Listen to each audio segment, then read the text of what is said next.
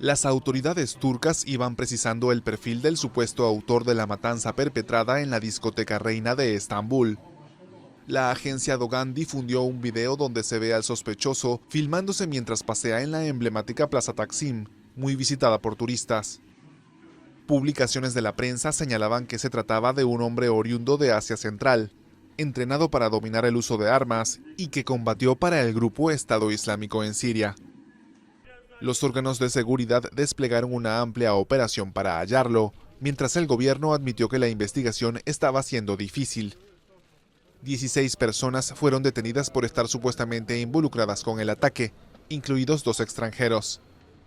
En la embestida, reivindicada por los yihadistas, murieron 39 personas.